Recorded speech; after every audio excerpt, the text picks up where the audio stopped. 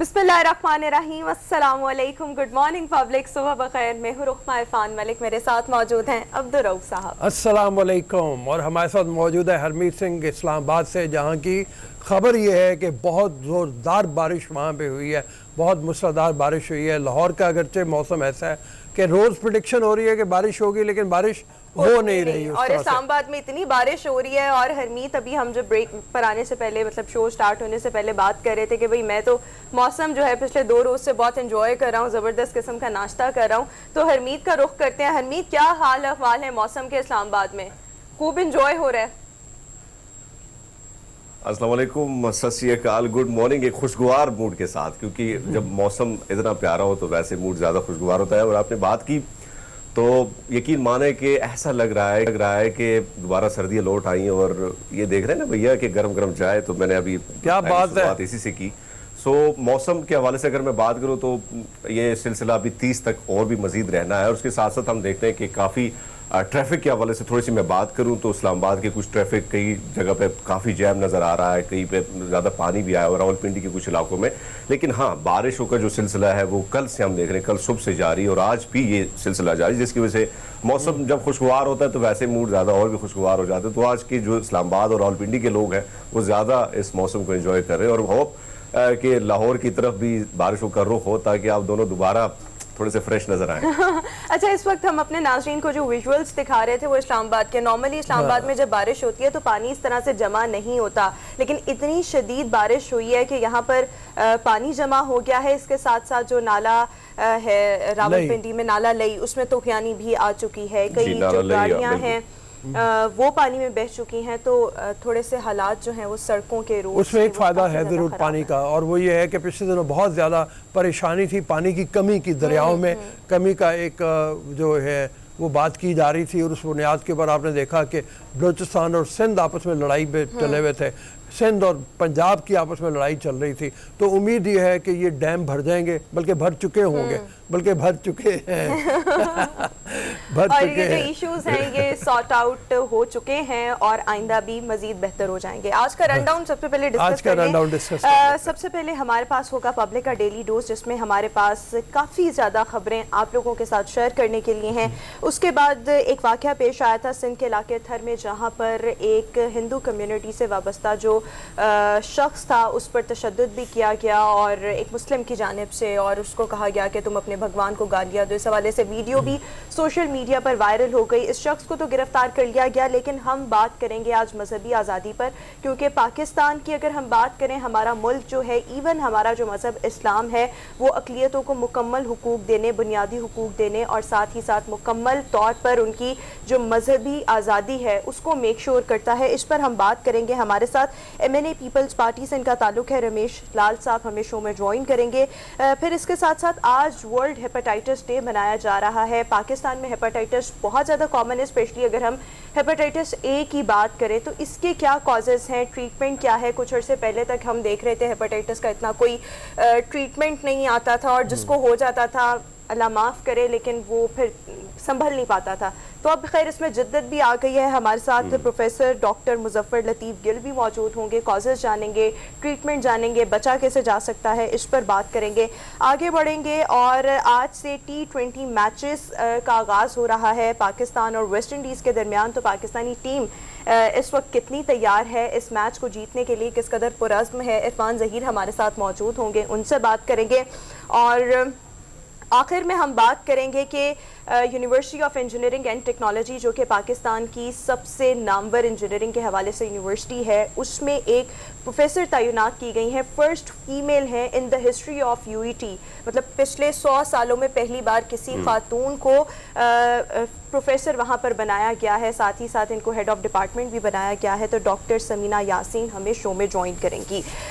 Public का daily dose जनाब, सबसे पहले आज की अहम खबर और मज़ेदार किस्म की खबर ये है कि 19 साला शहरोज़ काशिफ, जिनका ताल्लुक पाकिस्तान से है, 2 महीने पहले इन्होंने माउंट एवरेस्ट सर की थी चोटी, जो कि बुलंद तरीन चोटी है, और अब इन्होंने K2 जो है वो सर की है और वहाँ पर पाकिस्तानी परचम लहराया है। इनको پورا جو پاکستان ہے وہ اپریشیٹ کر رہا ہے, اور ہم بھی ان کے اس اقدام کو بہت زیادہ اپریشیٹ کرتے ہیں کہ ینگسٹ پاکستانی ہے جنہوں نے پہلے ماؤنٹ ایوریسٹ سر کی اور اب K2 سر کیا. میں کہہ رہا ہوں ہمت کی داد دینی چاہیے. 19 سال صرف عمر ہے ان کی, اور 19 سال کی عمر میں پہلے یہ پہنچے ماؤنٹ ایوریسٹ پہ, اور صرف 2 مہینے انہوں نے صبر کیا. پھر مطلب یہ بھی کمال ہے, بے صبر پن کی بھی انتہا ہے. اور پھر پورے 2 مہینے بعد K2 کو سر ہم ہونا, ہم ماؤنٹ ایوریسٹ تو کیا, ہم مارگلا کی پہاڑیوں سے ہو کے آئے, تو ہم 2 مہینے کا 4 مہینے انتظار کریں گے بیٹھ کے. کیوں ہرمیت ایسے ہی ہے نا. اور باقاعدہ رؤوف صاحب بالکل صحیح بات کی آپ نے, لیکن اس کے لیے جس طرح ٹریننگ کی جاتی ہے وہ تو ایک الگ مرحلہ ہے. لیکن کمال ہے بھائی, 19 سال کی عمر میں یہی وہ جذبہ ہوتا ہے اپنے وطن کے لیے. اب یہ جو گرین فلیگ ہے اس کو, وہ وہی دل ہوتا ہے کہ اس جذبے کے ساتھ میں جا کے پوری دنیا کو بتا سکوں کہ بھیا ہم بھی کسی کم نہیں ہیں. اور یہ ہمارے نوجوانوں میں جس طرح یہ ایک جذبہ ہے یہ کمال کا ہے. اور 19 سال بہت ہی کم ایج ہے, کھیل کود اور اس میں زیادہ لوگ گزار لیتے ہیں کہ, لیکن اس بچے نے کمال کیا ہے. اور اس کو جتنا بھی اپریشیٹ کیا جائے گا. میں حیران یہ ہو رہا ہوں کہ لوگ اپنے ٹارگٹ رکھتے ہیں نا کہ اگلے سال میں اس سے بلند چوٹی پہ جاؤں گا. ان کا ٹارگٹ کیا ہوگا؟ 2 بلند ترین تو انہوں نے کر لی, 2 بلند ترین تو کر لی ہیں, تو اب آگے کیا ٹارگٹ؟ ان کے ٹارگٹ ایسے ہوں گے نا جیسے علی ستپارہ صاحب کا تھا کہ سردیوں میں بغیر آکسیجن کے, پھر میرے خیال میں وہ جو ٹارگٹس ہوتے ہیں نا وہ ٹف سے ٹف ہوتے جاتے ہیں, پھر وہ ان ٹارگٹس کی طرف آ جاتے ہیں. اگلی سٹوری کی طرف آتے ہیں جناب. اگلی سٹوری یہ ہے کہ ایئر عربیہ ابوظہبی نے فیصل آباد اور ملتان کے لیے براہ راست جو پروازیں ہیں وہ سٹارٹ کرنے کا فیصلہ کیا ہے, اور ہفتے میں 2 بار یہ جو پروازیں ہیں ڈائریکٹ ابوظہبی سے آئیں گی فیصل آباد اور ملتان. یہاں فیصل آباد اور ملتان کی اگر بات کی جائے تو یہاں پر ڈائریکٹ پرواز کوئی بھی نہیں آتی تھی. پہلے اسلام آباد آنا پڑتا تھا, کراچی آنا پڑتا تھا, لاہور آنا پڑتا تھا.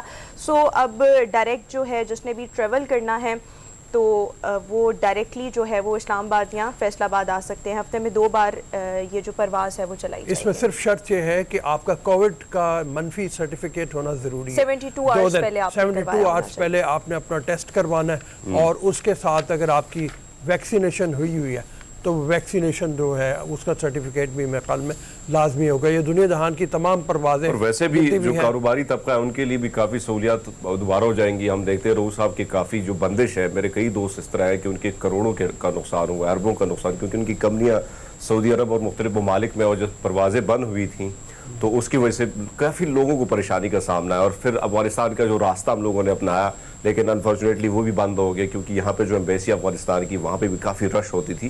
تو یہ ایک اچھا سلسلہ ہے جو شروع ہو رہا ہے, اور ابوظہبی کے لیے یا جہاں جہاں پہ یہ جتنی آسانی ہو سکتی ہے گورنمنٹ کو چاہیے کہ اور بھی مزید اپنے شہریوں کی آسانی دے. اور یہ ایک اچھا اقدام ہے جس سے شہریوں کو بھی آسانی ہوگی, اور جو کاروباری طبقہ ہے ان کے لیے بھی ان کا جو کاروبار ہے یا وہ جو سلسلہ ہے وہ برقرار رہے گا. بالکل ٹھیک.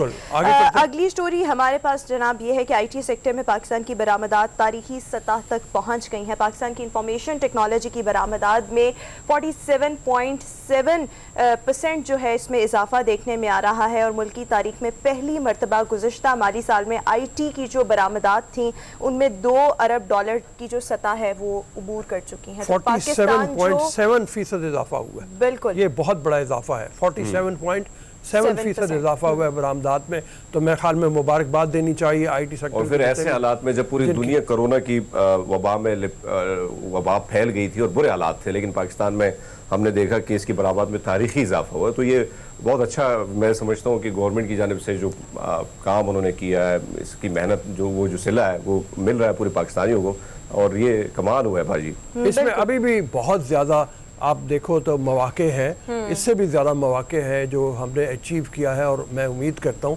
کہ آئندہ آنے والے دنوں میں, آپ کو معلوم ہی ہے اسلام آباد میں خاص طور پہ وہ جو آئی ٹی پارک بنایا جا رہا ہے وہ مکمل ہو جائے. اسی طرح سے مختلف شہروں میں بعد میں ارادہ ہے. امین الحق جو تھے انہوں نے ہمارے ساتھ ہی پروگرام میں گفتگو کرتے ہوئے کہا تھا کہ بہت جلدی آئی ٹی پارک بن جائے گا اسلام آباد میں, پھر دوسرے شہروں میں بھی بنے گا. اس سے اور زیادہ اضافہ ہوگا, اور زیادہ ٹیکنالوجی کا فروغ ہوگا, اور میرے خیال میں بہت ہی کمال چیز ہے. یہ مستقبل ہے, بالکل یہ فیوچر یہی ہے, اسی طرف چلنا چاہیے ہمیں. بالکل. اگلی سٹوری کی طرف آتے ہیں جناب. اگلی سٹوری یہ ہے کہ خیبر پختونخوا کے ضلع مانسہرہ کی وادی کاغان, یہاں پر سیاحوں کی بڑی تعداد امڑ آئی ہے. مطلب عید کی چھٹیاں تھیں, اور ہم نے نارملی دیکھا ہے عید جب آتی ہے تو عید کی چھٹیوں میں جو لوگ ہوتے ہیں وہ بہت زیادہ ناردرن ایریاز کا رخ کرتے ہیں. تو یہ اس سال کے مناظر ہیں, کچھ دن پہلے کے یہ مناظر ہیں, اور یہاں پر بدترین ٹریفک جام دیکھنے میں آیا, اور ایک اندازے کے مطابق یہاں پر 7 لاکھ کے قریب جو گاڑیاں تھیں وہ وادی کاغان میں داخل ہو گئیں اور پھر obviously ٹریفک کا نظام بھی بری طرح درہم برہم ہو گیا. اس سے پہلے اگر ہم پچھلے سال کی بات کریں تو کہتے ہیں پیٹرول بھی ختم ہو گیا تھا کئی علاقوں میں, اور کئی لوگوں نے, میں آپ کو بات کروں اگر سوات کے علاقے سے میں بات کروں تو میرے دوست فیصل سائی جو ہمارے کورسپونڈنٹ بھی ہیں, انہوں نے کہا میں نے سوات جانا ہے, میں ان کو گزارش کی کہ بھیا ابھی نہ جاؤ, عید کے دنوں کے بعد ہی جب عید کی چھٹیاں ختم ہو جائیں, لیکن وہ یہاں سے گئے اور یقین مانیں جو 3 گھنٹے کا راستہ ہے انہوں نے رات 2 بجے تک وہ بحرین تک ہی پہنچے تھے اور وہاں سے واپسی ان کی پوری رات وہ ٹریول کرتے رہے اور ایون پیٹرول بھی ختم ہو گیا. تو چلو کچھ دوستوں سے کہہ کے ہم نے پیٹرول کا بندوبست تو کر دیا, تو بہت برے حالات ہیں. اب تک ٹریفک جام ہے مختلف علاقوں میں, اور ہمارے ہاں آپ دیکھیں نا جتنے بھی مری کے علاقے ہیں جدھر جدھر لوگ جاتے ہیں تو وہاں ٹریفک کا جو نظام ہے وہ کافی درہم برہم ہو گیا ہے, پیٹرول قلت ہو گئی, کافی کھانے پینے کی جو اشیاء ہے وہاں پہ بھی کافی تکلیف کا مشکلات کا لوگوں کو سامنا. اور ابھی بھی ہم یہی کہنا چاہیں گے جو لوگ ہمارا پروگرام دیکھ رہے ہیں اور اگر وہ پلان کر رہے ہیں اس ویکینڈ پر بھی نارتھن ایریاز جانا تو بالکل مت جائیں بھائی. ہم آپ کو پہلے سے الرٹ کر رہے ہیں کہ وہاں پر حال بہت برے ہیں اور آپ کو ہر چیز ڈبل ٹرپل ریٹ پر ملے گی, سو اس لیے اوائڈ کریں. صرف کاغان کی بات نہیں ہے, جیسے پہلے حرمیت نے بھی کہا مری کی سائڈ بھی ہو یا سوات کی سائڈ بھی ہو, آپ ابھی احتیاط کریں, نہ جائیں ان علاقوں میں, خاص طور پہ بچے بھی آپ کے ساتھ اگر ہیں تو بالکل بھی سرے سے نہ جائیں, اپنے گھروں پہ رہیں. غور کرنے والی بات اور ویسے بھی مطلب کووڈ کی صورتحال ایسی ہے جو پورے ملک میں اس کی پرسنٹیج پھر بڑھ رہی ہے, تو ذرا احتیاط کرنی ضروری ہے. بالکل. اگلی سٹوری جناب ہمارے پاس یہ ہے کہ الیکشن کمیشن آزاد کشمیر نے آزاد کشمیر کے انتخابات کے سلسلے میں حلقہ LA-16 میں شرکی باغ کے 4 پولنگ سٹیشنز پر دوبارہ سے پولنگ کروانے کا فیصلہ کیا ہے. ان میں سے 2 پولنگ سٹیشن رؤف صاحب ایسے تھے جہاں پر جھگڑا ہو گیا تھا اور پولنگ کا عمل جو تھا وہ منسوخ کر دیا گیا تھا. 2 پولنگ سٹیشن پر یہ صورتحال دیکھنے میں آئی تھی کہ یہاں پر بیلٹ پیپرز جو ہیں وہ جلا دیے گئے تھے. تو اب مطلب ہم اپنے ناظرین کو اپڈیٹ یہ کرنا چاہیں گے کہ ان تمام جو 4 پولنگ سٹیشنز ہیں ان پر دوبارہ سے پولنگ ہوگی مکمل طور پر. ٹھیک ہے, بالکل صحیح ہے, اور مطلب ہم امید یہی کر رہے ہیں پرسکون انداز میں ہو جائے گی. اگرچہ اعتراضات بہت زیادہ ہو رہے ہیں, اپوزیشن خاص طور پہ نون لیگ بہت چلا رہی ہے کہ ہمارے ساتھ دھاندلی ہوئی ہے, لیکن الیکشن کمشنر مجھے یہ سمجھ نہیں آ رہی کہ نون لیگ کیوں اعتراض کر رہی, وہاں پہ حکومت کس کی تھی کشمیر کے, الیکشن کمیشن کس نے بٹھایا, ظاہری بات ہے. اس کے باوجود جب اس قسم کے اعتراضات کرنا وہ بھی تھوڑا سا کیا کہیں, اپوزیشن ہمیشہ ایسے ہی کرتی ہے, کیونکہ ہم نے دیکھا کہ نون جس طرح وہاں پہ پاور میں تھی اسی طرح کو سیٹس نہیں ملی, جو توقع کی جا رہی تھی اس توقع کے سارا کچھ برعکس ہوا.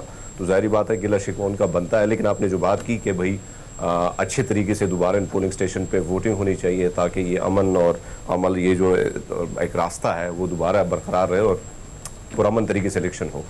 ٹھیک, اگلی ہم خبر کی طرف آتے ہیں. اگلی خبر تھوڑی سی انفارچونیٹ ہے, دل دہلا دینے والی ہے. وہ خیبر پختونخوا سے ہے جہاں پر ایک خاتون نے عدالت سے رجوع کیا کہ اس کے بچوں کا جو خرچہ ہے وہ اس کا خاوند برداشت کرے, جس پر اس کے جو بھائی تھے 4 سگے بھائیوں نے اس کو قید کر دیا, 10 ماہ تک قید رکھا, زنجیروں سے باندھ دیا گیا. پھر ان کے نیبرز میں سے کوئی ایک صاحب تھے جنہوں نے اپنا نام جو تھا وہ کہا کہ میرا نام جو ہے وہ صیغہ راز میں رکھا جائے, پولیس کو اطلاع دی. پھر پولیس یہاں پر پہنچی اور پولیس یہاں پر جب پہنچی تو انہوں نے اس خاتون کو آزاد کروایا. بہت برے حال میں تھی, لیکن دیکھیں کہ کتنی زیادہ انفارچونیٹ سچویشن ہے ابھی بھی پاکستان میں کہ اس طرح کے واقعات ہم دیکھتے ہیں. خواتین پر تشدد ہو, خواتین کو ہراسمنٹ کا سامنا کرنا پڑتا ہے.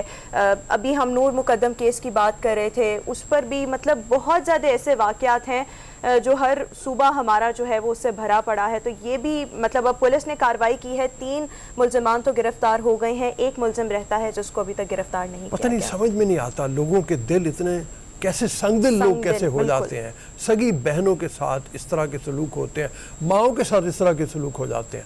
صنف نازک جو ہے وہ ہمیشہ سے ایک کڑی آزمائش سے گزرتی ہے, اور خاص طور پہ جس وقت جائیدادوں کے مسائل آ جائیں تو اور زیادہ مسئلہ ہو جاتا ہے. حصہ نہیں ملتا بہنوں کو. ہم بار بار اس کی بات کرتے ہیں, اس کے اوپر تمام میڈیا چیختا چلاتا رہتا ہے, علماء کرام بولتے رہتے ہیں کہ بہنوں کا حق ان کا دو, ان کو دبا کے نہ رکھو, ان کو مارو پیٹنا, لیکن پتہ نہیں کیوں سمجھ میں نہیں آتا کیا ہے مطلب یہ. اور میرے خیال میں یہ والی سچویشن جو ہے, اگر ہم انٹیریئر سندھ میں چلے جائیں یا کے پی کے والی سائڈ پر چلے جائیں تو یہ معاملات وہاں زیادہ دیکھنے میں آتے ہیں, مے بی ڈیو ٹو الٹریسی یا اس کی کوئی اور ریزنز ہے, لیکن یہ معاملات جو ہیں زیادہ وہاں پر ہوتے ہیں.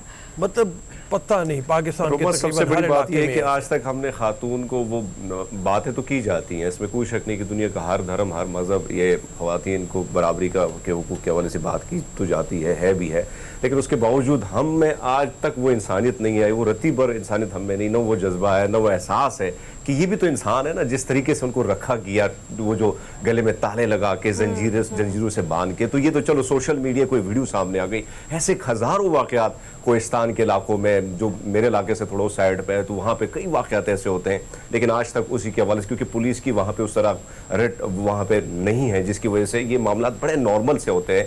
تو بات کرنے کا مقصد یہ ہے کہ جولائی کے اس مہینے میں ہم نے شروع جب صبح دیتے ہیں ایک خبر پہ ہم بات کرتے ہیں تو دوسری خبر منظر عام پر آتی ہے. کل سے ایک سوشل میڈیا پہ ایک تصویر وائرل ہوئی ہے, یقین مانے بہت دکھ ہوا, بہت تکلیف ہوئی کہ ایک ماں بچہ اس کو بچے کو قتل کیا گیا اور ماں کے ساتھ زیادتی کی اور وہ بڑی بے بس سی بیٹھی ہے. تو یہ حالات ہے ہمارے ہاں, اللہ کرے کہ بہتری ہے, ہم میں تھوڑی سی انسانیت آئے, ہم دعا کر سکتے ہیں. بالکل انسانیت ہی نہیں ہے, اگر جس میں انسانیت ہو, احساس ہو, کوئی بھی میرے خیال میں اتنا انتہائی قدم کبھی بھی نہیں اٹھا سکتا. اگلی سٹوری کی طرف آتے ہیں. پاکستان کے دارالحکومت اسلام آباد کی شاہراہ پر فیصل مسجد کی طرف جاتے ہوئے ایک لگ یوں رہا تھا کہ لاش لٹکی ہوئی ہے درخت کے ساتھ, بٹ اس کے قریب جایا گیا تو وہ دیکھا گیا کہ وہ ایک پتلا تھا, اور وہ ایک آرٹسٹ نے انسٹاگرام پر وہ ایک تو بنایا, پھر اس کے بعد انسٹاگرام پر اس کی پکچر شیئر کی, اور وہ سمبولک تھا, اور اس کا مقصد یہ تھا کہ ہم نے دیکھا ہے ابھی ہم ایک خاتون پر تشدد کے واقعے کا ذکر کر رہے ہیں, پچھلے ہم پورے ویک کی بات کریں تو آف اینڈ آن ہم نے دیکھا کہ بہت سے تشدد کے واقعات, پھر نور مقدم کیس, اور پھر جیسے جیسے اس کی تفصیلات سامنے آ رہی ہیں بہت زیادہ خوفناک ہیں, دل دہلا دینے والی ہیں. تو بیسیکلی اس کا مقصد یہ تھا کہ جو بھی ریپسٹ ہے, جو بھی اس طرح کا تشدد کرتا ہے, اس کو پھانسی کی سزا دی جائے. اور دیکھ لیں جس طرح سے اس آرٹسٹ نے لکھا ہے کہ اپ سیٹ دا سیٹ اپ, یعنی اس کا مطلب یہ ہے کہ جو موجودہ نظام ہے اس کو جھنجھوڑا جائے اور سب جو ہیں وہ اس طرف توجہ دیں اور اس طرح کے معاملات کو روکا جائے, جو کلپریٹس ہیں ان کو سزا دی جائے. یہ اصل میں بات یہ ہے کہ یہ بحث چل پڑتی ہے, اور میرے خیال میں ان کا مطلب بھی یہی ہوگا کہ اس بحث کو دوبارہ چھیڑا جائے, اور اس کی وجہ یہ ہے کہ ہمارے این جی اوز یا بہت سے لوگ اور ہیں جو پھانسی کی مخالفت کرتے ہیں. ہم پہ بڑا پریشر ہے باہر کے ملکوں کا بھی, یورپی یونین کا بھی بہت پریشر ہمارے اوپر آتا ہے جس وقت بات کرتے ہیں کہ ہم اسلامی سزاؤں کو امپلیمنٹ کریں, لیکن میں تو کم از کم اس حق میں ہوں کہ جو اس طرح کے بہیمانہ اقدامات کرتے ہیں ان کو اتنی ہی سخت سزا دینی چاہیے. بالکل حمید کا بھی پوائنٹ آف ویو ضرور لیتے ہیں, کیونکہ جب تک آپ کی سزائیں سخت نہیں ہوں گی لوگ باز نہیں آئیں گے. مطلب وہ ملک اور ہیں جہاں پہ ذرا اور طرح کے اقدامات ہوتے ہیں, اور طرح سے رکھا جاتا ہے, لوگوں کی سائیکولوجیکل جو ہے وہ ٹریننگ بھی کی جاتی ہے, ان کو دیکھا بھی جاتا ہے نفسیاتی طور پہ. لیکن ہمارے ہاں تو مطلب ایسے وحشیانہ انداز میں لوگ کرتے ہیں. ابھی نور مقدم کی جیسے ہم نے بات کی ہے, اس کو کیسے مطلب پھر چھوڑا جائے؟ جیسے جیسے اس کی تفصیلات سامنے آ رہی ہیں, میرے سے تو وہ سٹوری پڑھ ہی نہیں جاتی جس انداز میں مارا گیا. تو بہت افسوسناک یہ تمام خبریں ہیں. خیر ہم امید کرتے ہیں کہ جو آنے والے سال ہیں وہ پاکستان کی بہتری کا باعث بنے اور لوگوں میں اویئرنیس آئیں, اور یہاں پر سزاؤں کا جو نظام ہے وہ سخت ہو تاکہ ایسے معاملات کی روک تھام جو ہے اس کو ممکن بنایا جا سکے. ابھی ہم شو شامل کریں گے, ایک بریک کے بعد واپس آئیں گے, کچھ مزید ٹاپکس کو آپ کے ساتھ ڈسکس کریں گے. Stay with us.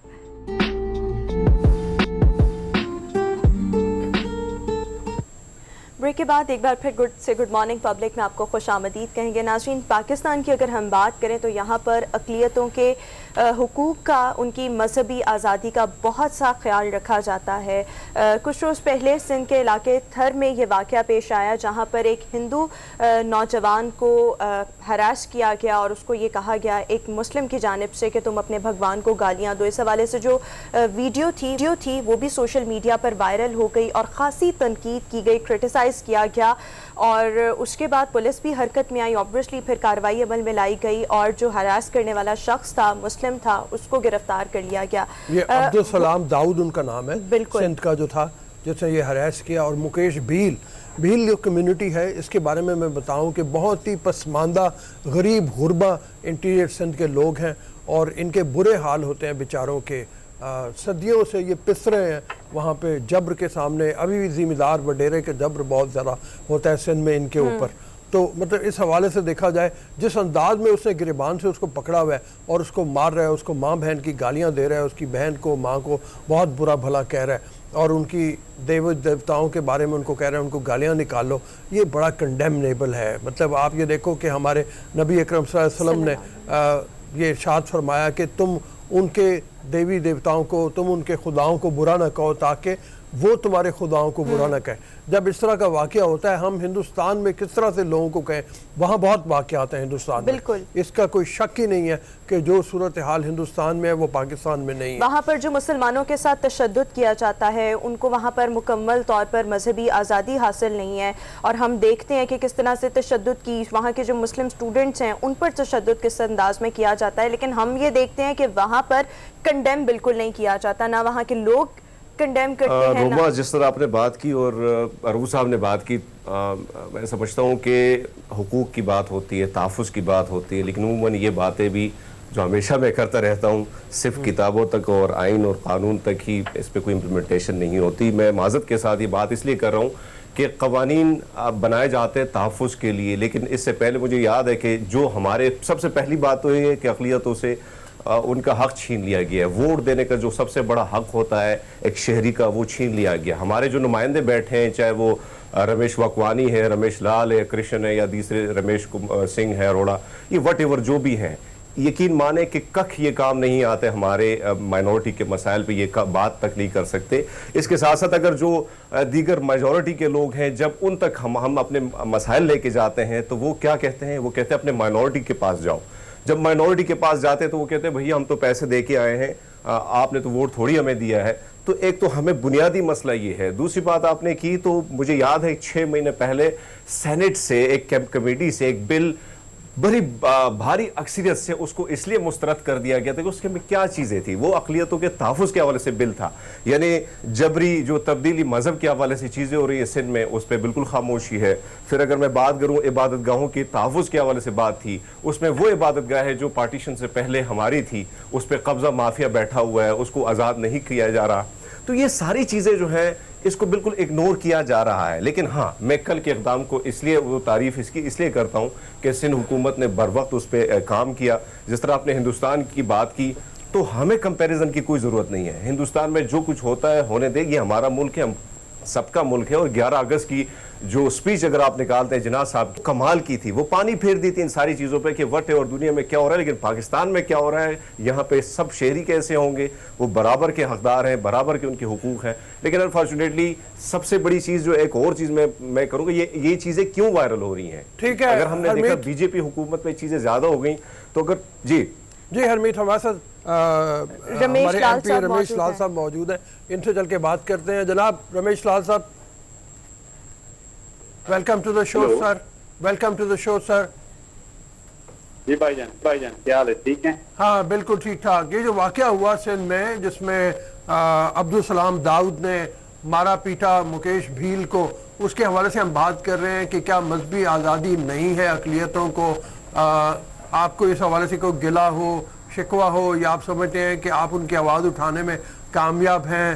اس طرح کے واقعات اکا دکا ہوتے ہیں, اس طرح کے واقعات کو جتنا بھی کنڈیم کیا جائے کم ہے. ویسے تو بھائی جان میں عرض کروں کہ یہ جو واقعہ ہوا ہے اس کی جتنی مذمت کی جائے, پر میں خاص کر کے جو ہماری پاکستان میں کسی کی بھی حکومت ہو, وہ اسی میں کھلے ہمارے کو آزادی ہوتی ہے.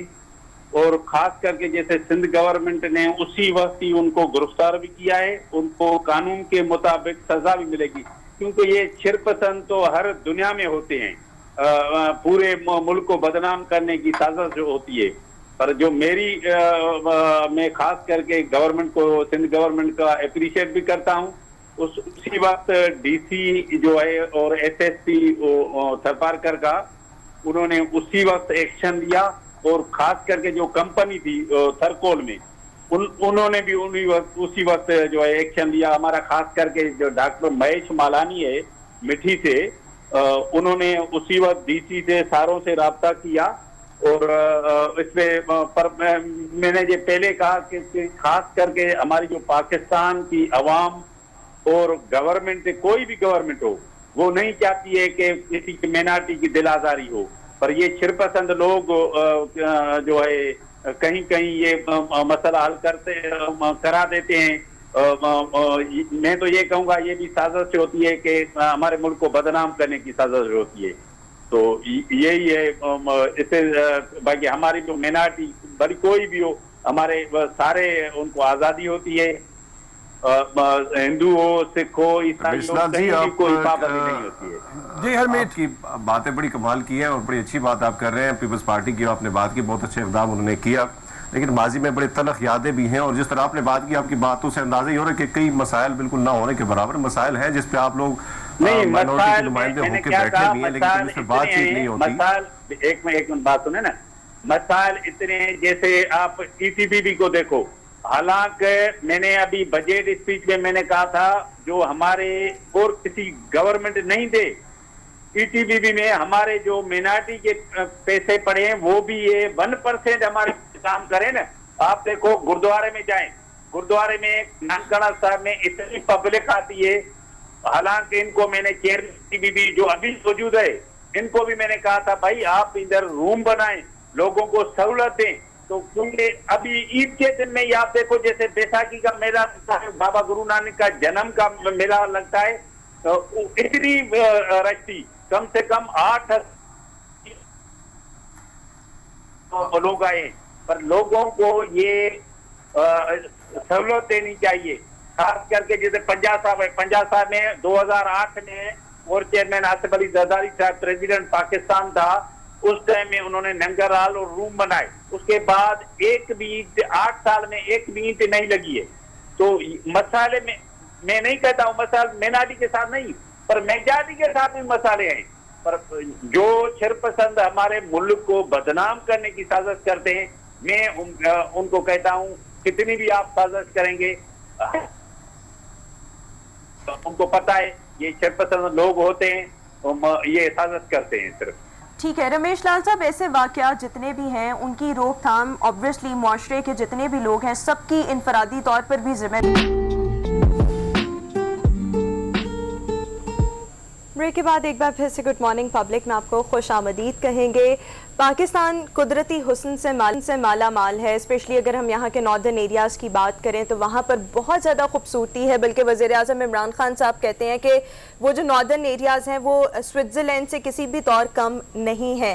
اور ناردرن ایریاز کی ہم بات کریں، اس کے ساتھ ساتھ بلوچستان میں بھی بہت سے خوبصورت مقامات ایسے ہیں جہاں پر مطلب جو ابھی ڈسکور نہیں کیے گئے، لوگوں کے اس طرف رجحان نہیں ہے، لیکن خوبصورتی وہاں پر بھی بہت زیادہ ہے. میں بتاؤں تو میں نے بہت بچپن میں اپنے یعنی جب میں بالکل 4-5 سال کا تھا اس وقت میں بلوچستان جا کے رہا ہوں. اور اس وقت جب کہ پانی کی بہتات ہوتی تھی، آبادی بہت تھوڑی ہوتی تھی. مجھے بھی تک یاد ہے مچ کے علاقے میں ہم لوگ گئے اور مچ کے علاقے میں کوئلے کی کانیں بہت زیادہ ہیں، تو جھرنے بہ رہے ہیں. میرا جو تاثر پہلا یاد ہے مجھے خواب کی طرح سے وہ ایسے ہے کہ بہنوں کے دوپٹے لے کے نا ہم جھرنوں میں یوں کر کے نیچے رکھتے تھے، اٹھاتے تھے، اس میں مچھلیاں آ جاتی تھی. سیریسلی تو اس طرح کا ہم نے حالات دیکھے ہیں. اب پانی کمی ہو گئی ہے، لیکن پھر بھی جیسے سبی کا جو آپ دکھانے جا رہی ہو ایسے معاملات، مطلب ایسی جگہ اگر دیکھی جائے تو پھر عمران خان صاحب کہنے میں بالکل ہم کہتے ہیں حق بجانب ہے جب وہ کہتے ہیں کہ اس کا مقابلہ سوئٹزرلینڈ کے مقامات سے کیا جا سکتا ہے. اور وہی وہ جس طرح سے میں پہلے بھی بات کری تھی کہ بہت سے جس طرح لوگوں کا زیادہ رجحان ناران، کاکان، سوات کی طرف ہے، مری کی طرف سارے چلے جاتے ہیں. بلوچستان کے بہت سے علاقے ایسے ہیں لوگوں کو پتہ ہی نہیں کہ یہاں پر کتنی خوبصورتی ہے. وہاں 2 جھیلیں ہوتی تھی، مجھے ابھی تک یاد ہے، ہنا ہڑک، تو کمال کی جھیل ہے. ابھی مجھے نہیں معلوم ان کا حال کیا ہے، کافی عرصے سے میں گیا نہیں ہوں، یا مطلب اگر میں کوئٹہ گیا بھی ہوں تو اس سے آگے نہیں جا پایا. تو لیکن یہ ہے کہ ہنا اڑک 2 جھیلیں ہوتی تھی، اس کے کنارے کبھی ہم کوشش کریں گے کہ وہاں کے بھی حالات دیکھیں کہ ہنا اڑک جھیلیں ابھی بھی موجود ہیں کہ نہیں موجود. چمن اتنا خوبصورت علاقہ ہے. ہرمیت سے پوچھیں، ہرمیت کبھی بلوچستان جانے کا اتفاق ہوا، کبھی وہاں کی خوبصورتی دیکھی ہے؟ مجھے تو آج بھی وہ کوئٹہ کی ایک تو چائے اور وہاں کا کھانا، باقی ویسے میں سے 2 روٹی زیادہ کھا لو تو 2 روٹی ہے، لیکن وہاں پہ کھاتے ہوئے آپ کو پتہ ہی نہیں چلتا اس قسم کا وہاں کا پانی ہے اور وہاں کا جو انوائرمنٹ ہے. کوئٹہ سے کچھ علاقے اور بھی میں گیا ہوں जोब के इलाके में, दीगर इलाकों में। जिस तरह रऊफ साहब ने बात की, तो वहाँ पे ये आप देखेंगे ना, कुछ ऐसे इलाके हैं, ऐसी खूबसूरती है कि वो मैं लफ्ज़ों में तो बयान नहीं कर सकता। लेकिन आपकी बात दुरुस्त है कि वहाँ एक्सप्लोर अगर हम करते हैं टेलीविज़न पे या हम दिखाते कई सारी चीज़ें, लोगों को पता ही नहीं है। वहाँ पे इसी तरह झील वगैरह जो है, या पहाड़ी इलाके या इस किस्म की चीज़ें, आपको बड़ी बड़ी खूबसूरत नज़ारे जो हैं वहाँ पे भी आप देख सकते हैं। लेकिन वो ज़ाहिर बात है कि कुछ सिक्योरिटी इश्यूज़ की वजह से पहले ये मसले थे, लेकिन अब गवादर के बाद हम देख रहे हैं काफ़ी सारी चीज़ें सामने आ रही, लोग जा भी रहे हैं, और जिस तरह मुख्तलिफ वीडियोस गवादर के हवाले से वायरल हो रही हैं, तो इसी तरह लोगों का रुझान भी है उस तरफ बढ़ रहा है। लेकिन मैं गया हूँ, मैंने काफ़ी इंजॉय किया, उस वक्त काफ़ी हालात बड़े नॉर्मल थे और बड़े खूबसूरत। वहाँ के लोग बड़े प्यारे लोग हैं, मेहमान नवाज हैं। वहाँ पे आप जाएंगे तो इवन कई इलाकों में तो होटल्स का कोई कॉन्सेप्ट ही नहीं है। आप जाएंगे, बड़े बड़े डेरे हैं, वहाँ पे आपको वो तमाम तर चीज़ें सर्व की जाएंगी। तो ये खूबसूरती है बलूचिस्तान, बिल्कुल खूबसूरती है। और इसी तरह से हम बलूचिस्तान के ज़िला बोलान का जिक्र करते हैं, जो कि कुदरती हुस्न से माला माल है। और यहाँ पर एक पॉइंट है जिसका नाम है हज़रत पीर गायब। ये जो जगह है ये पहाड़ों में गिरी पड़ी है, और बहुत से जो लोग हैं वो दूर दराज के इलाकों से यहाँ पर आते हैं, और इसको जन्नत नज़ीर वादी भी कहा जाता है। रुख करते हैं हज़रत पीर गायब, जो कि बलूचिस्तान का एक बड़ा खूबसूरत टूरिस्ट पॉइंट है यहाँ का।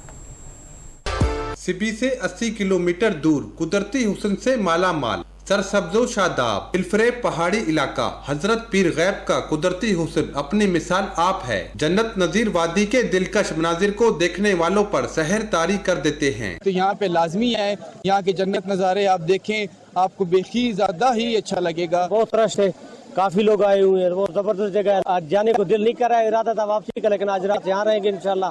ठंडे पानी के झरनों ने हजरत पीर गैब की खूबसूरती को मजीद 4 चांद लगा दिए। सियाह यहाँ पहुंचकर कुदरती मनाजिर को कैमरे की आंख में महफूज किए बगैर नहीं रह पाते। उनका कहना है कि हजरत पीर गैब से वापस जाने को दिल ही नहीं चाहता।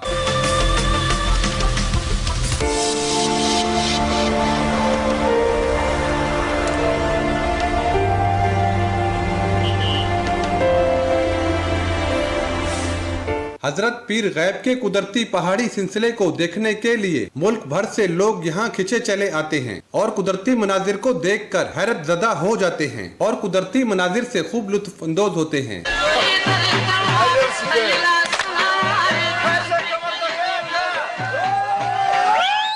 पहाड़ों के बीच खूबसूरत जन्नत नज़ीर वादी, हजरत पीर गैब के खूबसूरत पहाड़ी सिलसिले को लोग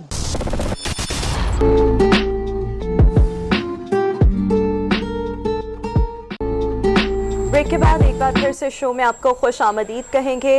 आज वर्ल्ड हेपेटाइटिस डे जो है वो मनाया जा रहा है, और पाकिस्तान में हेपेटाइटिस जो है वो रऊफ साहब बहुत ज़्यादा कॉमन होता चला जा रहा है। हमारी बहुत ज़्यादा जो आबादी है वो इस बीमारी का शिकार है। बेसिकली इसमें इन्फ्लेमेशन ऑफ लिवर होता है, अल्कोहल की वजह से होता है, किसी न किसी वायरस की वजह से होता है। अब वायरस जो है वो किसी भी तरीके से गंदे पानी के ज़रिए से या इसके साथ साथ खुराक के ज़रिए से आपके अंदर जो है वो जा सकता है। मुख्तलिफ कॉजेज़ हैं इसके, लेकिन इसको साइलेंट किलर भी कहा जा सकता है, क्योंकि इनिशियली ये जो है ये कोई सिम्टम्स जो है वो शो नहीं करता। इसके कॉजेज़ क्या हैं, इसके सिम्टम्स क्या हैं, इससे बचा कैसे जा सकता है, इस पर आज हम बात करेंगे। हेपेटोलॉजिस्ट प्रोफेसर डॉक्टर मुजफ्फर लतीफ़ गिल शो में हमें ज्वाइन कर चुके हैं, लेकिन इससे पहले हेपेटाइटिस के हवाले से खुसूसी रिपोर्ट है, पहले चलकर वो रिपोर्ट देखते हैं।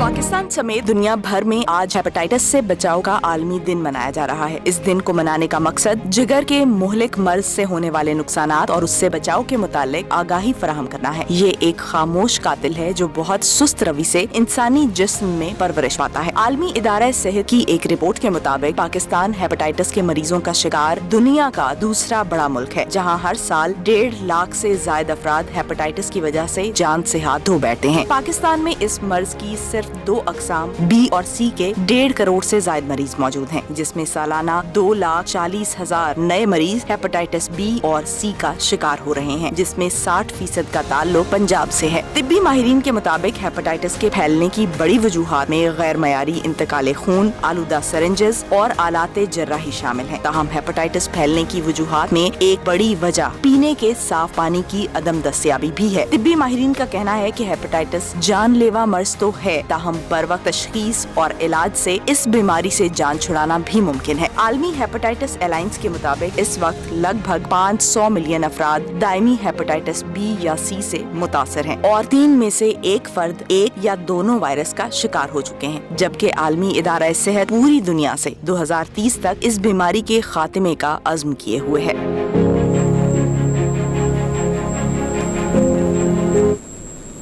तो हेपेटाइटिस के हवाले से खुसूसी रिपोर्ट आपने मुलाहिजा की। गुफ्तगू करने के लिए हमें शो में ज्वाइन कर रहे हैं हेपेटोलॉजिस्ट प्रोफेसर डॉक्टर मुज़फ़्फ़र लतीफ़ गिल साहब। डॉक्टर साहब बहुत शुक्रिया, आपने गुड मॉर्निंग पब्लिक के लिए वक्त निकाला। सर, हमने देखा है कि हालिया कुछ सालों में हेपेटाइटिस जो है वो बहुत ज़्यादा कॉमन होता चला जा रहा है। पाकिस्तान की हम बात करें, स्पेशली पंजाब में, बलूचिस्तान में, इसकी क्या वजह है, क्यों इतना ये ज़्यादा कॉमन होता चला जा रहा है, फिर इसके कॉजेज़ क्या हैं, क्या वजूहात हैं जिनकी बिना पर जो हेपेटाइटिस बीमारी है ये जन्म लेती है?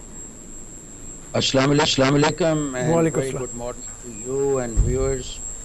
बड़ी मेहरबानी, thank you so much giving me opportunity कि मैं आपके साथ शरीक हूँ इस वक्त। देखिए, पाकिस्तान की आबादी 22 करोड़ है और 10% पाकिस्तानी हेपेटाइटिस बी या सी का शिकार है, तो 10% का मतलब है 2 करोड़ 20 मिलियन। ठीक है, अब जैसे आपने अपने इंट्रो में बात की है, दुनिया का नंबर 1 मुल्क हेपेटाइटिस के हवाले से चाइना है और हम चाइनीज़ के साथ इसमें भी सॉलिडेरिटी शो कर रहे हैं, जो कि अच्छी एग्जांपल नहीं है। We are the number 2 in the world. ठीक है, अब हमारे यहाँ वजह बदकिस्मती से बड़ी सिंपल है और उसको रोका भी जा सकता है। वो क्या है? ये जो हेपेटाइटिस बी और सी है, इसे हम लंबे दौरानिया का वायरस कहते हैं। इसके फैलाव की वजह क्या है? ये खून के ज़रिए इसके ट्रांसफ़र होती है। इसे हम एक इंग्लिश में अपनी मेडिकल लैंग्वेज में कहते हैं it's a blood born disease, खून से इंतकाल। अब वो कैसे होता है? उसमें बदकिस्मती से जो शोबा सेहत है, मेडिकल प्रोफेशन की एक कंप्लिसिटी, नेग्लिजेंस कह लें, और हमारे सिविक अदारे सारे इसमें शामिल है।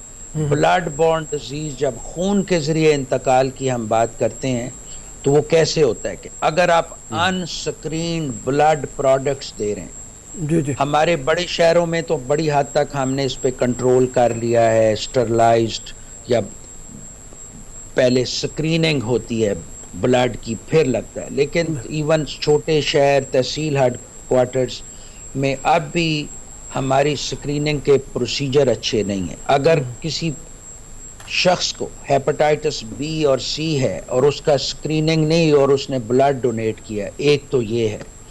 दूसरे है अनस्टरलाइज्ड इक्विपमेंट, ठीक है, जो हम सर्जिकल में यूज़ करते हैं।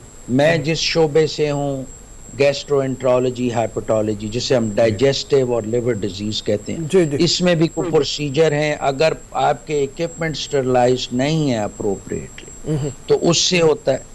तीसरा जो है, ये यूरोप का इक्विवेलेंट है हमारे यहाँ अनस्टरलाइज्ड इक्विपमेंट, वहाँ पे आईवी ड्रग एब्यूज। तो जब हम अनस्टरलाइज्ड इक्विपमेंट यूज़ करेंगे तो ये भी एक सिनोनिमस है, एक किस्म का आईवी ड्रग एब्यूज के करीब आ जाता है। अब तीसरी जो मेन वजह है, ये बार्बर शॉप्स, ये बीबियां जो सैलून और पार्लर्स में जाती हैं, they get knows and year piercing. अब देखें, ये हजाम, जैसे आपने इंट्रो में बात की कि कुछ पॉकेट्स हैं पंजाब में, बलूचिस्तान में, no city province is immune, लेकिन पंजाब इज द लीडर इसमें, जो पॉपुलेशन ज़्यादा है और इंसिडेंस इसकी शरह भी ज़्यादा है। तो अब देखिए, ये सारे प्रिवेंटेबल हैं, हम इसको रोक सकते हैं। ठीक है, थोड़ा सा पिछले 18 महीने 2 साल से जब से ये कोविड आया है तो हम सब राइटली उसकी वजह से परेशान हैं, तो ये बैक बर्नर पे चला गया, इसके बारे में हम सोच ही नहीं रहे। तो देखें, ये मरीज़, ये जो स्प्रेड हो रही है, प्रोपेगेशन हो रही है, ये 3-4 जो मैंने आपसे स्टेप अर्ज किए हैं, ये कंट्रोलेबल हैं, हम इस पे रोक सकते हैं। एक तो मेडिकल के शोबे से ताल्लुक़ रखने वाले लोगों से मेरी अपील है कि جب ہم پروسیجر کریں تو ایک کویسچن اپنے آپ سے یہ پوچھیں کہ از اٹ نیسیسری، کہ یہ ضروری ہے جو ہم پروسیجر کر رہے ہیں، اینڈ بی اگر ضروری ہے تو آر وی ٹیکنگ، ہم نے وہ سارے اقدامات لیے ہیں کہ اسٹرلائزڈ اکوپمنٹ، اسٹرلائزڈ تھیٹرز وہ ہو رہے ہیں. اور تیسرا یہ سوشل سرکلز میں، میڈیا میں ہمیں اس چیز کو پراپیگیٹ کرنا ہے کہ ہمارے بہت سارے جو بیوٹی سلانز، پارلر، باربر شاپس ہیں ان کو بہتر کریں. ٹھیک ہے، آپ یہ دیکھیں وائی وری اباؤٹ دس، جیسے کہ آپ نے اپنے انٹرو میں بات کی کہ یہ اٹس اے سائلنٹ کلر، خاموش قاتل.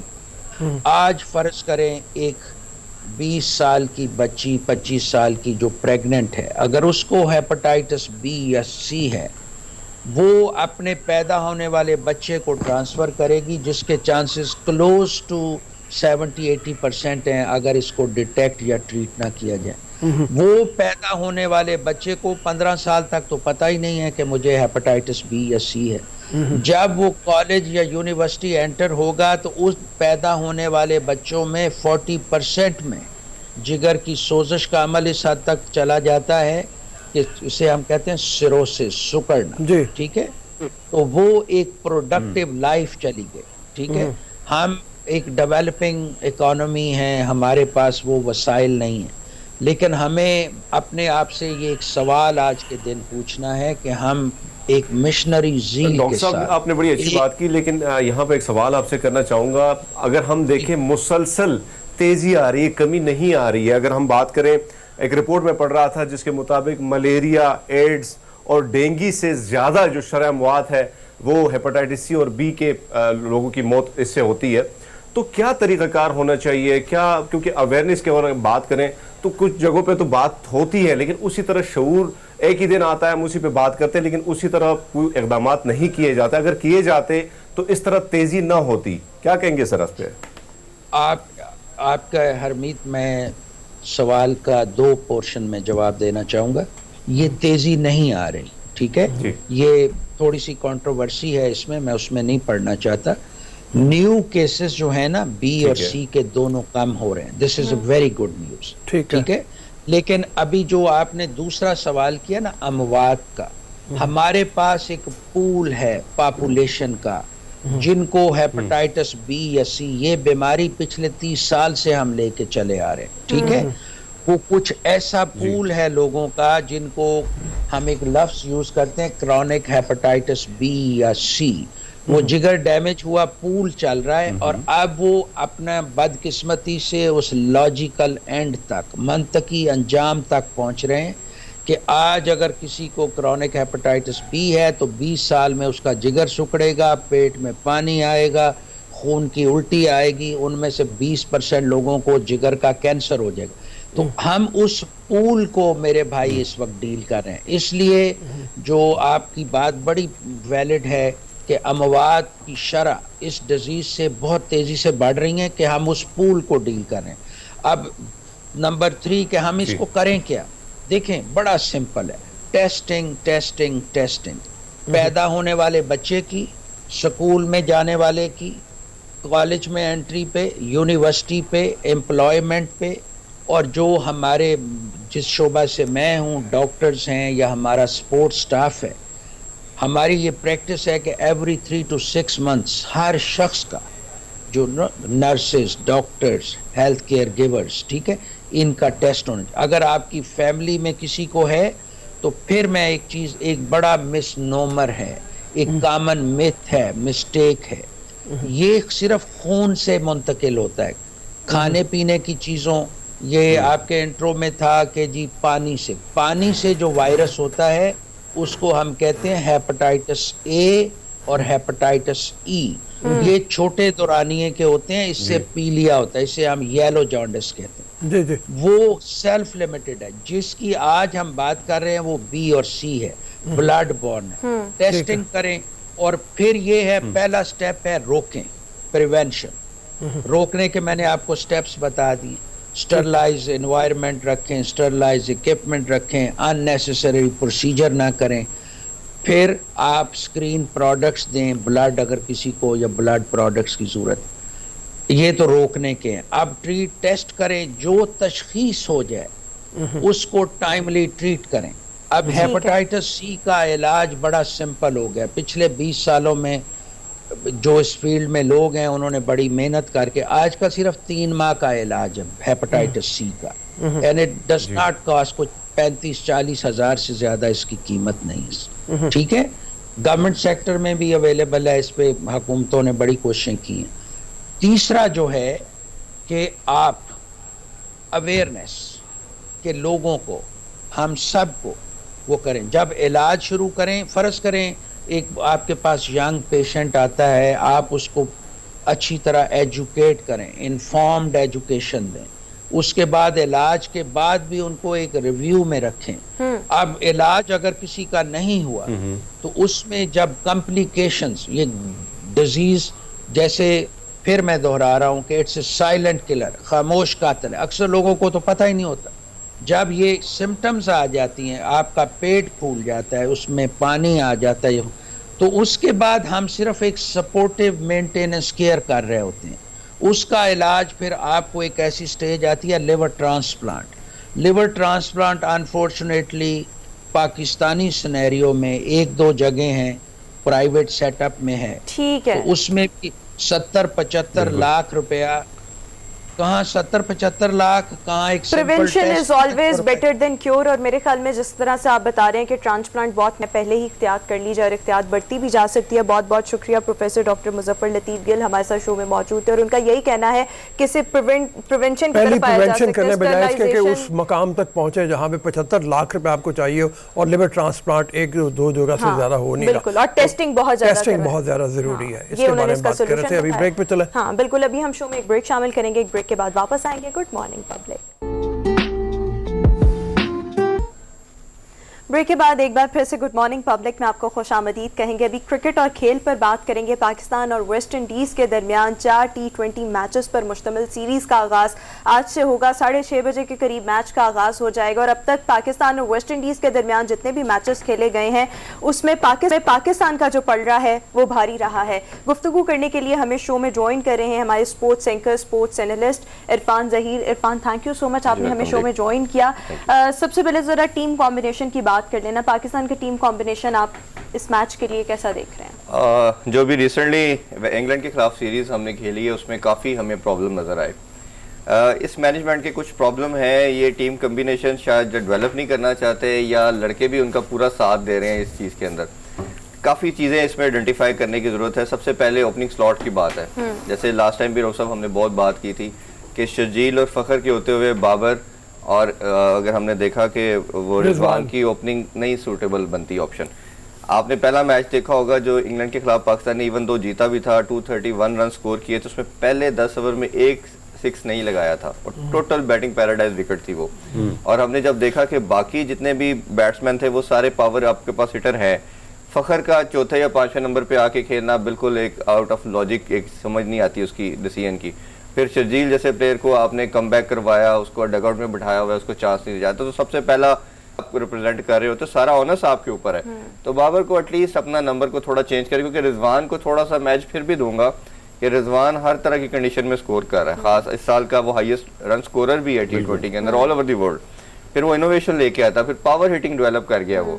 بابر کے اندر یہ چیزیں نہیں ہیں. تو بابر ظہیر صاحب, اب اگر ہم دیکھیں اس وقت پاجی معاملات یہ ہے کہ ویسٹ انڈیز پہلے آسٹریلیا کو جیت چکا ہے, ہرا چکا ہے آسٹریلیا کو, اور ان کی پرفارمنس بھی ابھی دوبارہ ایک اور چیز بھی سامنے آ رہی ہے کہ جو ان کے سینئر کھلاڑی ہیں جس میں کرس گل ہے, آندرے ہیں اور دیگر کھلاڑی, وہ بھی واپسی ٹیم میں واپس آ چکے ہیں.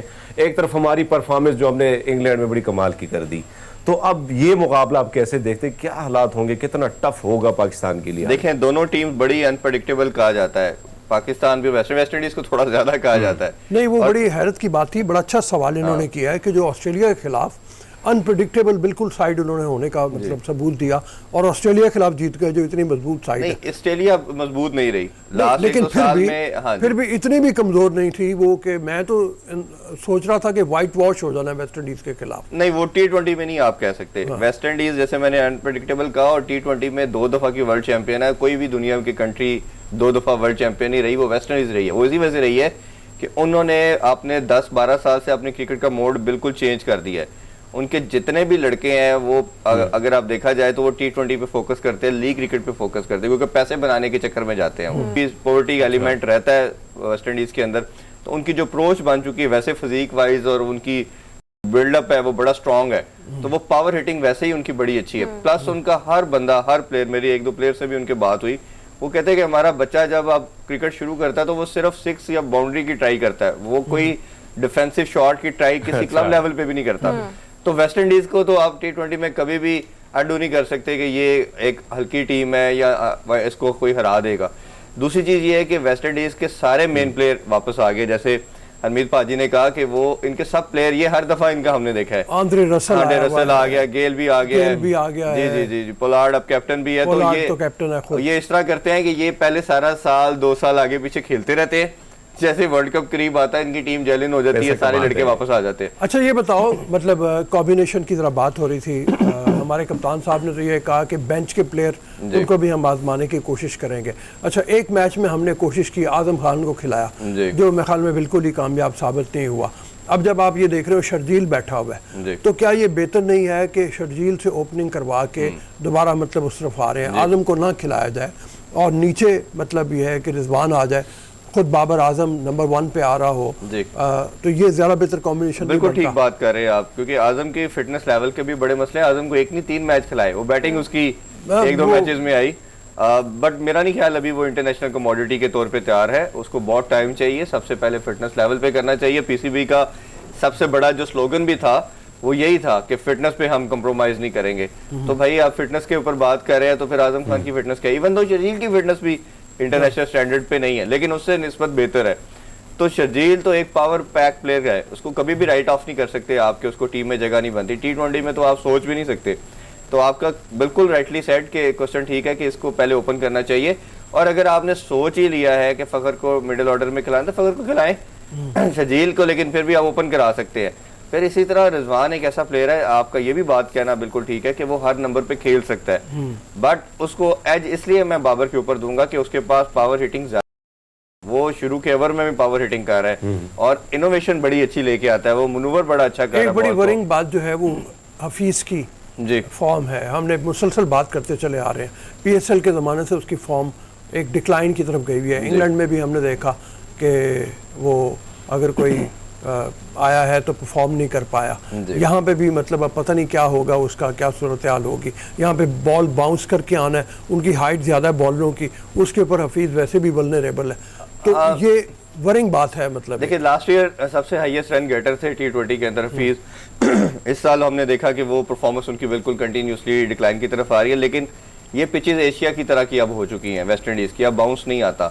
ٹیسٹ کے اندر پھر بھی تھوڑا بہت باؤنس ہوتا ہے, بٹ T20 ODI میں ٹوٹل وہ بیٹنگ پیراڈائز وکٹ بناتے ہیں, بالکل فلیٹ وکٹ ہوتی ہے اور بال بالکل زیادہ باؤنس کیری نہیں کرتا.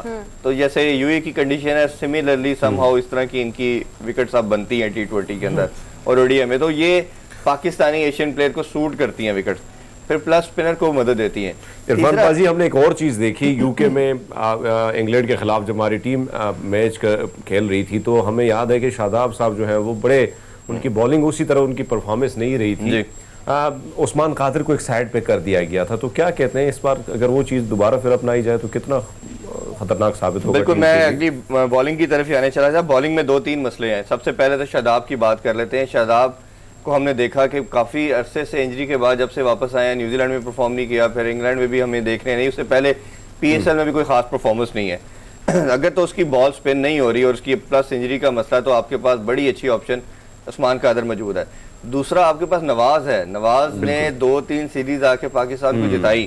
اگر آپ کے 2 لیفٹ آرم اسپنر بھی ہو جاتے ہیں, اور ان کا پرابلم یہ ہے کہ اگر مات کو کھلایا تو اس کو نہیں کھلانا, نواز کو کھلایا تو مات کو نہیں کھلانا, تو بڑی انجسٹیفائڈ بات ہے. کسی ٹیم میں 2 لیفٹ آرم کھیل سکتے ہیں اور بڑے انٹائرلی ڈفرنٹ ڈائمینشن کے پلیئر ہیں. وہ کوئی ایک طرح کے بالر نہیں ہے. مات اندر بال لاتا ہے کہ جو اس میں نواز ہے وہ باہر کرتا ہے, وہ گرپ بھی کرتی ہے اس کی بال, حالانکہ اس کی اسپن نہیں کرتی مات کی.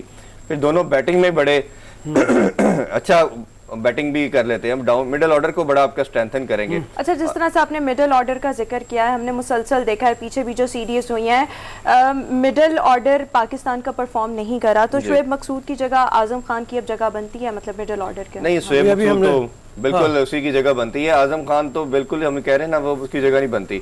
اگر آپ نے ورلڈ کپ کی پریپریشن کی بات کریں تو اس میں پھر آپ کو شعیب ملک کو دیکھنا پڑے گا کہ شعیب ملک آپ کے پاس ایک ایسی کموڈٹی موجود ہے کہ جس کو ہم لے کے آ سکتے ہیں اور ورلڈ کپ کے لیے پریپیئر کر سکتے ہیں.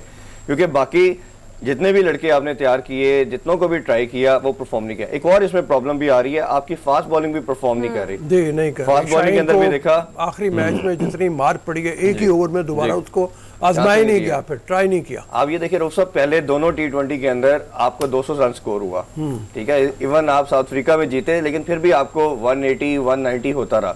تو یہ بڑی ایک ویریبل چیز ہے کہ آپ کے بالرز بھی جو ہیں وہ بھی پرفارم نہیں کر رہے, جو کہ پیورلی T20 کے حساب سے بالنگ کرتے ہیں. بالکل ٹھیک ہو گیا, مطلب ہمارے مڈل آرڈر میں بھی پرابلم ہے, بالنگ میں بھی تھوڑی بہت پرابلم آ رہی ہے. اوور آل انہوں نے کہہ دیا ساری ٹیم میں ہی پرابلم ہے.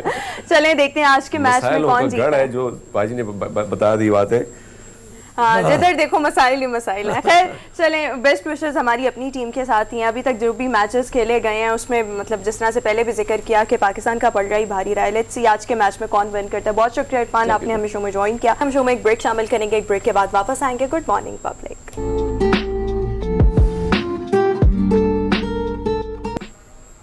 بریک کے بعد ایک بار پھر سے گڈ مارننگ پبلک میں آپ کو خوش آمدید کہیں گے. University of engineering and technology جو کہ انجینئرنگ کے حوالے سے پاکستان کی ٹاپ یونیورسٹی ہے, اس کی اگر ہم 100 ایئرس کی ہسٹری پر نظر دہرائیں تو آج تک کسی بھی خاتون انجینئر کو ایز اے پروفیسر یہاں پر تعینات نہیں کیا گیا. بٹ ڈاکٹر سائمہ یاسین جو ہیں, ان کو کیمیکل انجینئرنگ ڈپارٹمنٹ میں university of engineering and technology میں کی یہ پہلی خاتون انجینئر پروفیسر ہیں, اور ساتھ ہی ساتھ ان کے پاس یہ اعزاز بھی حاصل ہے کہ پورے پنجاب پروونس کی یہ پہلی انجینئر پروفیسر ہیں. ڈاکٹر سائمہ یاسین ہمارے ساتھ شو میں موجود ہیں. ڈاکٹر صاحبہ thank you so much, welcome to the show. ہمارے لیے بڑے آنر کی بات ہے کہ آپ ہمارے ساتھ آج شو میں موجود ہیں. تھینک یو سو مچ کہ آپ نے مجھے انوائٹ کیا اپنے شو میں. اور سب سے پہلے تو یہی بات کہ دیکھیں مطلب 100 ایئرس کی یو ای ٹی کی ہسٹری ہے, لیکن کوئی آج تک انجینئر پروفیسر یہاں پر تعینات نہیں کی گئی. تو کیا ریزن ہے؟ ہم دیکھتے ہیں نارملی بھی انجینئرنگ کے شعبے میں خواتین کا اتنا رجحان نہیں ہوتا, تو کیوں خواتین اس طرف آنے پر ہیزیٹیٹ کرتی ہیں اور اس فیلڈ میں آگے نہیں آتی؟ ایکچولی کچھ سوسائٹی میں ڈی موٹیویٹنگ ایلیمنٹس ہوتے ہیں, وہ انفارچونیٹلی ٹرسٹ نہیں کر پا رہے ہوتے کہ ویمن انجینئرز جو ہیں وہ فیلڈ ورک میں ایکسیلنٹ پرفارم کر سکتی ہیں. اور دوسری کچھ خواتین جو ہیں وہ ایک سیلف پرسیپشن کریٹ کر لیتی ہیں دوسروں کی اوپینین بیسڈ کہ یہ کام خواتین کا نہیں ہے, یہ ہم سے نہیں ہوگا, تو وہ اس طرف آتی ہی نہیں ہیں. مجھے لگتا ہے کہ ہمیں صرف خواتین کو ایک کانفیڈنس دینے کی ضرورت ہے اور انہیں گھر سے سپورٹ ملنے کی ضرورت ہے. They are equally capable and they can do wonders in their lives. میری اپنی کچھ فیمیل اسٹوڈنٹس ہیں جو ICI, FFC, اینگرو جیسی انٹرنیشنل انڈسٹریز میں جاب کر رہی ہیں اور بڑا شاندار وہاں پہ وہ پرفارم کر رہی ہیں. میں خود جو ہے میں اگر سوچوں کہ میں 100 سالہ تاریخ میں پہلی فیمیل انجینئر پروفیسر ہوں, مجھے لمیٹیڈ ریسورسز میں نے کبھی سوچا بھی نہیں تھا کہ میں UET جیسے پریسٹیجیس انسٹیٹیوٹ سے گریجویشن کروں گی اور امپیریل کالج لنڈن جیسے ٹاپ یونیورسٹی سے PhD کروں گی. یہ سب اللہ کا کرم ہے, میرے ماں باپ کی دعائیں ہیں, اساتذہ کی رہنمائی ہے, شوہر کی سپورٹ ہے, اور سب سے جو ضروری بات ہے یہاں پہ وہ میں یہ کہوں گی کہ میں نے اپنے حصے کی ایفرٹ کی ہے, میں نے اپنے حصے کی محنت کی ہے.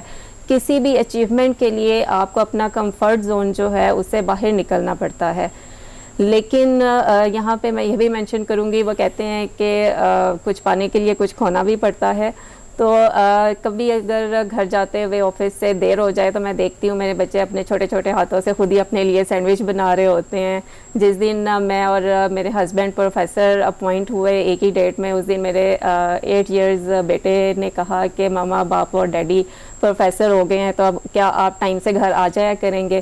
تو یہ ایک منیمم پرائز جو ہے یہ آپ کو کسی بھی اچیومنٹ کے لیے یہ پے کرنی پڑتی ہے. تو میرے خیال میں کوئی بھی خاتون ہو جب وہ گھر سے باہر قدم نکالتی ہے اور اسپیشلی اس پہ رسپانسبلٹی ہو, ہسبینڈ کی رسپانسبلٹی, بچوں کی رسپانسبلٹی, میرڈ ہو, تو اس کو یہ پھر کچھ سیکریفائزز ہیں جو فیملی کو کرنے پڑتے ہیں, لیکن اس میں پھر آپ کا الٹیمیٹلی ڈپینڈ کیا کرتا ہے کہ آپ کی فیملی, ہسبینڈ کتنے سپورٹیو ہیں. میرے خیال میں ایک یہ, اگر میں معافی چاہتا ہوں میں بیچ میں دخل دے رہا ہوں, لیکن یہ ہے کہ شاید یہی ایک وجہ ہے جس کی بنیاد کے اوپر بہت سی لڑکیاں جو گریجویٹ کرتی بھی ہیں وہ شادیوں کے بعد گھروں میں بیٹھ جاتی ہیں. بے شمار یعنی کیسز ایسے موجود ہیں. تو میرے خیال میں آپ کی تو ایک ایگزامپل ہے, ایگزامپل سیٹ کرتے ہوئے اس وقت جو لڑکیاں دیکھ رہی ہوں ان کو ہم پروموٹ کریں گے, ان کو یہ کہیں گے, ان سے یہ بات کریں گے, ریکویسٹ کریں گے کہ اگر آپ نے شعبہ چناؤ کیا, ایک تو مشکل نہیں ہے جتنا آپ نے بتا دیا, اپنے عمل سے ثابت کر دیا, اور دوسرے اگر کر ہی لیں تو پھر اس کو پریکٹیکلی نبھائیں بھی, اس میں آئیں بھی. پھر اس میں میرے خیال میں ان کو صرف اویئرنیس کی ضرورت ہے, ان کے ساتھ کاؤنسلنگ کرنے کی ضرورت ہے, ان کے ایون پیرنٹس کو بھی میں کہتی ہوں کہ کاؤنسلنگ کی ضرورت ہے, جو اپنی بیٹیوں کو کہتے ہیں کہ یہ نہیں, یہ آپ کا کام نہیں ہے, بیٹیوں کا کام نہیں ہے. پیرنٹس کی کاؤنسلنگ, ان کی اویئرنیس, خواتین کی کاؤنسلنگ, اور ان کو صرف کانفیڈنس دیں, اور گھر سے سپورٹ جب انہیں ملے گی تو وہ ڈیفینیٹلی اپنا ایکسل پرفارم کریں گے اس فیلڈ میں بھی. بھائی کمال کر دیا آپ نے, جس ڈپارٹمنٹ کو مردوں کا ڈپارٹمنٹ کہا جاتا تھا اور آپ نے کمال کر دیا. لیکن آسان سے لفظوں میں پوچھنا چاہوں گا جو ہمارے ویورز ہیں, جو پبلک ہے, کیمیکل انجینئرنگ کی تھوڑی سی آسان لفظوں میں تھوڑی تعریف کیجیے, کیونکہ جو آنا چاہ رہے ہیں اس طرف تو ان کو بھی تھوڑا سا پتہ ہو. کیمیکل انجینئرنگ, مجھے اگر میں اپنی بات کروں تو مجھے بچپن سے ہی فارمولیشن ڈیولپمنٹس کا بہت شوق تھا. اگر ہم دیکھیں ہمارے ہر طرف جو ہے وہ انجینئرنگ ہے, ہماری میڈیسن ہے, ہماری فوڈ ہے, ہماری کلودنگ ہے, ٹرانسپورٹ ہے, ایون یہ الیکٹریسٹی ہے, ہر طرف آپ کو انجینئرنگ نظر آتی ہے. تو اسی لیے میں نے خود انجینئرنگ, پرٹیکولرلی کیمیکل انجینئرنگ کو میں نے بائی چوائس میں اس میں آئی ہوں, کیونکہ میرا جو وہ بچپن کا پروڈکٹ ڈیولپمنٹ یا فارمولیشنز ڈیولپ کرنا وہ شوق تھا, تو میں اس لیے میں نے کیمیکل انجینئرنگ کو چوز کیا. یہاں پہ میں ایک بات یہ بھی مینشن ضرور کروں گی کہ یہ جو چیز ہے فارمولیشن ڈیولپمنٹ میں جو میرا اپنا انٹرسٹ تھا, میرا یہی انٹرسٹ مجھے اپنے ایک بیٹے میں بھی نظر آتا ہے جو صرف 1 ایئرس کا ہے.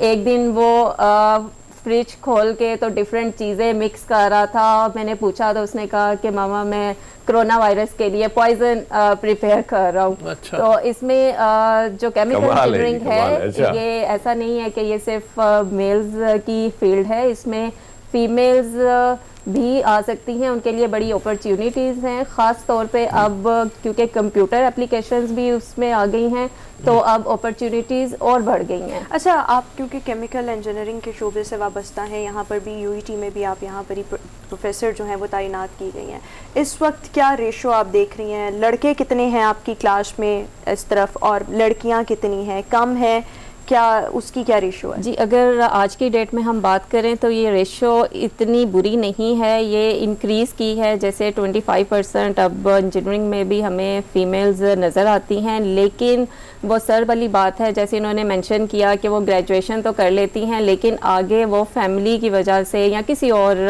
وجہ سے وہ اپنی جاب کو کنٹینیو نہیں کرتی. تو لیکن ویسے جو انٹیک ہے وہ میرے خیال میں یہ مسئلہ مطلب انجینئرنگ کا نہیں ہے, بہت سی خواتین ایسی ہیں جو مختلف ڈگریز کرتی ہیں, ایون ڈاکٹرز کو بھی آپ دیکھ لیں MBBS کر کے آگے اسپیشلائزیشن کر کے, لیکن وہ ایک ٹائم ایسا آتا ہے سب کو چھوڑ چھاڑ کے گھر بیٹھ جاتی ہیں, مینیج نہیں کر پاتی. آپ اسے مطلب دیکھنے والوں کو, خواتین کو خاص طور پہ یہ پیغام کیا دیں گی کہ آؤ, کھلا شعبہ ہے, کرو بھی, اور پھر آگے پریکٹیکل فیلڈ بھی کھلا ہوا ہے بہت زیادہ. جی میں انہیں یہ کہوں گی کہ سوسائٹی کے جو ڈی موٹیویٹنگ ایلیمنٹس ہیں ان کو بالکل اگنور کریں اور اپنے اندر کچھ کر گزرنے کا حوصلہ پیدا کریں. وہ ایکولی کیپیبل ہیں اور اپنی صلاحیتوں پہ انہیں پورا کانفیڈنس ہونا چاہیے اور ٹرسٹ کرنا چاہیے تاکہ وہ اپنا کردار ادا کر سکیں. کردار جو ہے وہ تو بڑا ضروری ہے, ظاہر ہے. مطلب آپ نے ثابت کیا ہے کہ صرف اپنے شعبے میں ہی نہیں, آپ ماں کے طور پہ بھی بہترین ہیں, آپ بیوی کے طور پہ بھی بہترین ہیں, تو یہی کام باقی بھی کر سکتے ہیں. یہ بالکل جی بالکل. اس میں یہ مینشن کروں گی کہ گھر سے سپورٹ ملنا بھی بہت ضروری ہے ان سب چیزوں میں ایک بیلنس لانے کے لیے, اور اللہ کا شکر ہے مجھے گھر سے سپورٹ ملی ہے. آپ کو ویسے کتنا عرصہ ہو گیا ہے, مطلب آپ نے جاب کب سٹارٹ کی, اپنے گریجویشن کے کتنے عرصے بعد آپ نے جاب سٹارٹ کر دی, اور ابھی آپ کو اس پروفیشن میں کتنا ٹائم ہو گیا؟ میں نے اپنے پروفیشنل کریئر کا آغاز کیا تھا 2005 میں ایز لیکچرر UET لاہور میں ہی، اور 2011 میں نے امپیریل کالج لنڈن سے PhD کمپلیٹ کی اور اسسٹنٹ پروفیسر میں نے UET میں جوائن بیک کیا۔ 2015 میں first female engineer associate professor appoint ہوئی تھی UET میں، اور 2021 میں اب first female engineer professor appoint کیا گیا ہے۔ ڈاکٹر صاحبہ یہاں پہ صرف ایک ہی سوال کرنا چاہوں گا، دو سوال ہیں ان کو جوڑ کے۔ ایک تو اگر کیمیکل انجینئرنگ کی میں بات کروں تو ان کی انسانیت کے لیے کمال کی کرامات ہیں، کرامات کا لفظ یوز کر رہا ہوں، لیکن ساتھ ساتھ تباہ کاریاں بھی بہت ساری ہیں۔ جو انڈسٹری کے مالکان ہیں یا لوگ ہیں یا آپ کے شعبے کے جو لوگ ہیں وہ کتنا ماحول دوست ہے، کیونکہ ماحول کی میں بات کروں تو کئی سارے نقصانات بھی اس کے ہیں۔ اس کے ساتھ ساتھ ایز اے پروفیسر کیا آپ سمجھتی ہیں کہ پاکستان میں جو معیاری یعنی جو ہمارا معیار ہے انجینئرنگ کا، تعلیم کا، ایجوکیشن کا، کیا دیگر دنیا کے برابر ہے یا اس میں کوتاہیاں یا کمیاں ہیں، اس کو کیسے دور کیا جا سکتا ہے؟ اچھا، بڑا مختصر سے آپ سے جواب چاہیں گے، ہمارے پاس شو کے لیے وقت بہت مختصر ہے۔ اچھا، یہ جو سر نے پہلی بات کی ہے اس میں یہ کہوں گی کہ تباہ کاریاں ضرور ہیں، لیکن اسی لیے اب ہم اپنے کریکولم کو، سلیبس کو گرین اکانومی کی طرف موو کر رہے ہیں۔ اس میں ہم نیچرل ریسورسز کو یوز کرتے ہوئے تو سسٹینیبل، انوائرمنٹ فرینڈلی بھی ہوں اور سسٹینیبل سلوشنز، اور یہ والی جو ٹیکنالوجی ہے وہ ہم اپنے کریکولم میں لا رہے ہیں۔ دوسری بات جو سر نے کی ایجوکیشنل سسٹم کی، تو اس میں ہم باہر کے انسٹیٹیوٹس کے ساتھ کمپیریزن نہیں کر سکتے، کیونکہ اورنجز ٹو اورنجز کمپیریزن ہوتا ہے، اورنج ٹو ایپل کمپیریزن بنتا ہی نہیں ہے۔ میرا یہ خیال ہے کہ یہاں پہ ہمیں جب تک پبلک اور پرائیویٹ سیکٹر ایجوکیشنل سسٹم میں یکساں تعلیمی نصاب نہیں آئے گا، بالکل یکساں تعلیمی نظام لا رہا ہے۔ بہت شکریہ ڈاکٹر سائمہ، آپ نے ہمیں شو میں جوائن کیا، بلا شبہ انسپریشن ہے، رول ماڈل ہیں بہت سے لوگوں کے لیے۔ ناظرین، اسی کے ساتھ ہی آج کا شو اپنے اختتام کو پہنچا، اپنا بہت سا خیال رکھیے گا، آپ سے ملاقات ہوگی کل، ہمیں دیجیے اجازت، اللہ حافظ۔